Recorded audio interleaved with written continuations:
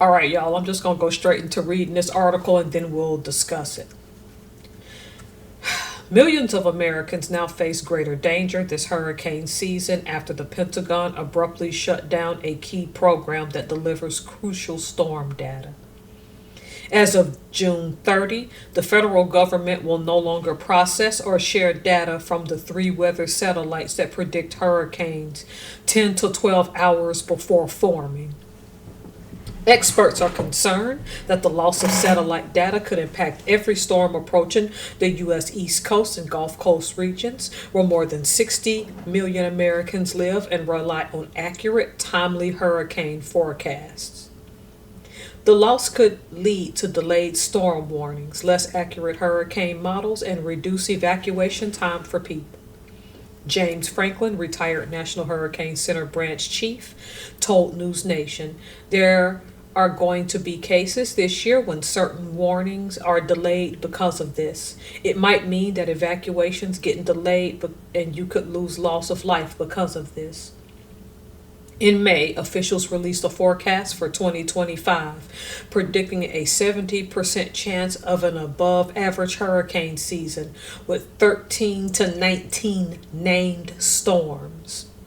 Of those, 6 to 10 could become hurricanes, including 3 to 5 major hurricanes of Category 3 or higher. Last year, around 400 people died during hurricane season, the deadliest since 2005, according to the National Hurricane Center. Meteorologists at AccuWeather expect as many as 6 major storms could make direct landfall in the U.S. this summer. That would be the same number of storms that caused the damage of 500 million last year when Hurricanes Helene and Milton were the most destructive. The satellites provide microwave data that allowed scientists to see inside storms and monitor wind and rain patterns, even through clouds and darkness. Without it, forecasters could miss 6 to 10 hours of warning. Experts say without the satellite data, forecasters may not detect signs that a storm is rapidly strengthening until it's too late, a risk meteorologists call a sunrise surprise. These storms appear mild at night but suddenly become stronger and more dangerous by morning. This is a major setback, said Mark Alacy, a hurricane expert with the Union of Concerned Scientists.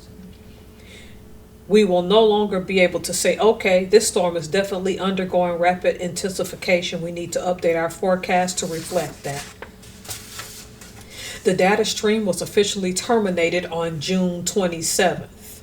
Wow, that's today as of this recording. Typically before the beginning of peak hurricane activity in July, according to the National Oceanic and Atmospheric Administration, NOAA. A NOAA spokesperson said the agency is using other satellites and tools to continue forecasting storms, calling it a routine process of data rotation and replacement. But former officials say the move was unusually abrupt and poorly communicated. I've never seen anything like this, said Rick Spinrad, a former NOAA administration. It's shocking. The shutdown raises deeper concerns about the Pentagon's commitment to weather forecasting and climate science. The White House has proposed a nearly 40% cut to NOAA's 2026 budget, cutting more than $2 million in funding. The Trump administration's second term has also moved to reduce staff and eliminate contracts related to disaster preparedness and climate research. In 2024, NOAA produced some of its accurate forecasts ever for hurricanes Milton and Helene, predicting rapid intensification and landfall with almost perfect precision. Scientists say the level of accuracy depended on having fully funded satellites and data systems that have now been dismantled. This is alarmingly bad news, said University of Miami hurricane expert Brian McNulty. Data is already limited, so losing 3 functional satellites overnight is insane. Today is July 27, 2025, as of this recording. I backtracked on my feeling about hurricanes initially because a hurricane didn't hit in May. But We the people are in a huge conundrum in this country. I don't live on the East Coast, but I do have a brother in Panama City, Florida. And well, you know how that goes. Three satellites detecting this stuff going away makes a huge difference. Whether you believe in climate change or not, we can have that conversation. But the ideal that you're dismantling warning systems, I'm not here to attack politics or anything. I'm telling you to take this article as evidence that these people don't care about you and no help is coming. To my knowledge, FEMA didn't even stay in the areas of Hurricanes Milton and Helene long. You gotta understand that preparedness is the only way for your survival.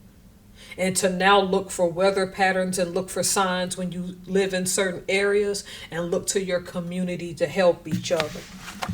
When I read this, my eyes shot up. And I wish I hadn't retracted what I said about hurricanes. 70% is a large number. We know these hurricanes come in the Atlantic every year. This is nothing new. To say that this is a major setback is an understatement. It's a hot mess at this point. I was just shocked about this because that means hurricanes can come and your house can flood and you never saw it coming.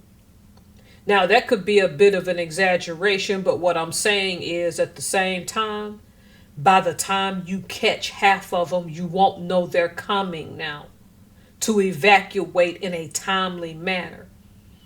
And depending on where you are near the coast, you can't just hunker down during a hurricane. You have to be able to evacuate and get the proper information for evacuation.